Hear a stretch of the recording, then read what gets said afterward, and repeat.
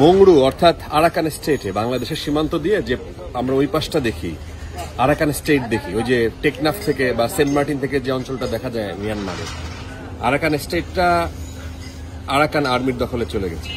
শুধুমাত্র আকিয়াব, যেটা ওদের ক্যাপিটাল রাজধানী, সেইটা বাদ দিয়ে বাকিটা আরাকান আর্মির দখলে চলে যাওয়ায় বাংলাদেশের জন্য একটা বিরাট সংকট তৈরি হয়েছে, একটা আশঙ্কার জায়গা তৈরি হয়েছে যে এখনো যে 5 লাখ রোহিঙ্গা এখনো আরাকান স্টেটে আছে, তারা বাংলাদেশের দিকে তাদেরকে ঠেলে দেয়া হতে পারে।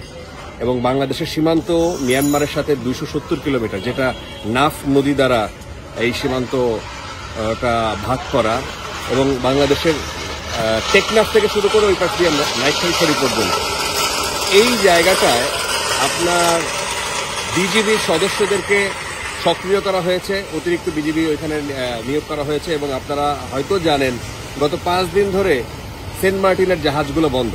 টেকনাফ থেকে যারা যায় জাহাজ শুধু বন্ধ না, সেখানকার মাছ ধরার ট্রলার মলার সব বন্ধ, সেখানকার স্পিড বোট দিয়ে যারা যায় সেগুলো বন্ধ, এবং যেসব জাহাজ ট্যুরিস্ট বহন করে তাদেরকে বন্ধ করা হয়েছে।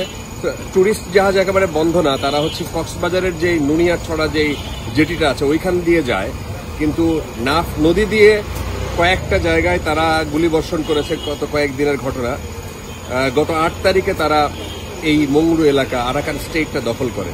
তো বাংলাদেশের জন্য যেটা মানে শঙ্কার জায়গা তৈরি হয়েছে যে আপনারা জানেন 2017 সালে 8 লাখ রোহিঙ্গা বাংলাদেশে আসে।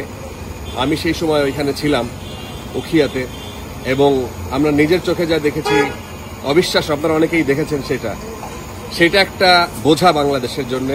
আরো 4 লাখ মানে 33টা আশ্রয় কেন্দ্রে প্রায় 12 লাখের বেশি হচ্ছে আপনার রোহিঙ্গা বাংলাদেশের একটা অতিরিক্ত বোঝা হিসেবে আমাদের উপরে চাপায় দেওয়া হয়েছে।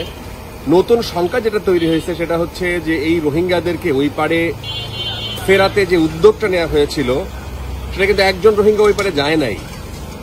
এখন এটা আরো আশঙ্কা তৈরি হয়েছে যে এখন হয়তো আরাকান আর্মির দখলে যদি পুরোপুরি সত্যি সব চলে যায়, তাহলে কিন্তু সেই আশঙ্কাটা আরো প্রকট হচ্ছে যে রোহিঙ্গাদেরকে ফেরানো তো যাবেই না, বরং ওই 5 লাখ রোহিঙ্গাকেও তারা বাংলাদেশের দিকে ঠেলে দেওয়া হতে পারে। এটা একটা বিরাট দুশ্চিন্তার জায়গা। এই রোহিঙ্গাদের ক্ষেত্রে রোহিঙ্গারা ওই পাশে যেই রোহিঙ্গারা আছে এরা আবার কি করছে, গত 1 বছর ধরে ওদের সাথে যুদ্ধ, মানে মিয়ানমারের যে সেনাবাহিনী তাদের সাথে পুরা মিয়ানমারে আপনার অনেকগুলা ওদের যে গৃহযুদ্ধ, মানে সেই অং সান সুচির দলকে হটায়া তারা মিয়ানমারের সেনারা যখন মিয়ানমারটা দখল করে তখন অনেকগুলা গ্রুপ ওইখানে যুদ্ধ চলছে, বিরাট ঘটনা ওইটা।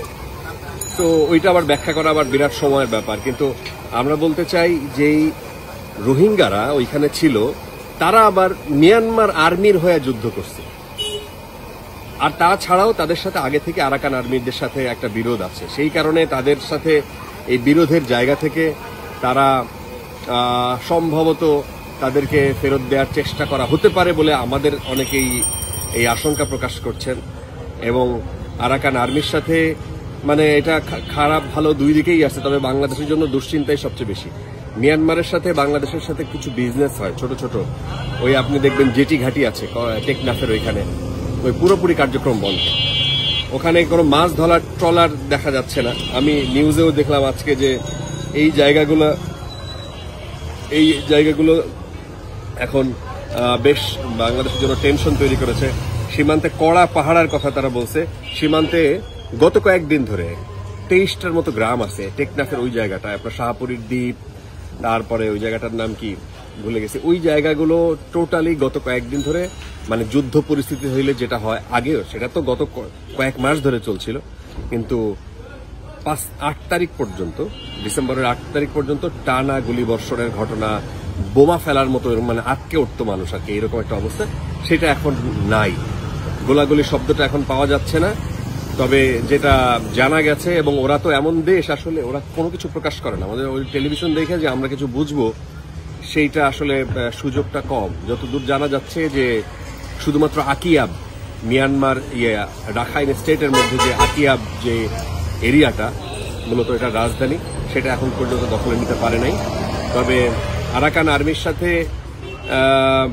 মানে এইটা রোহিঙ্গাদের সাথে যেই দূরত্বটা, সেইটা আমাদের জন্য সবচেয়ে দুশ্চিন্তার বড় কারণ।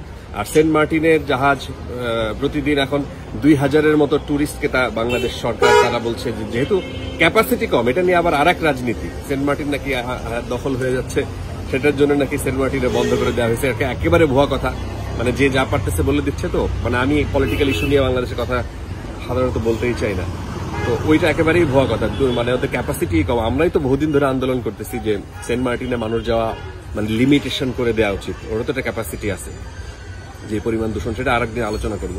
তো সেন্ট মার্টিনে ওখানকার স্থানীয় বাসিন্দাদের, ওদের তো খাবার দাবার আমাদের এই পার থেকে যায়, আপনি সমস্ত কেনাকাটা, তাদের চাল ডাল ওইখানে কিন্তু উৎপাদন হয় অল্প, ওটা দিয়ে ওদের হয় না। সব আপনার এই যে কমোডিটি পণ্য যেটা চাল ডাল আটা ময়দা চিনি তেল নিত্য প্রয়োজনীয় ট্যুরিস্টদের জন্য যা যা লাগে সবই এই পার থেকে যায়।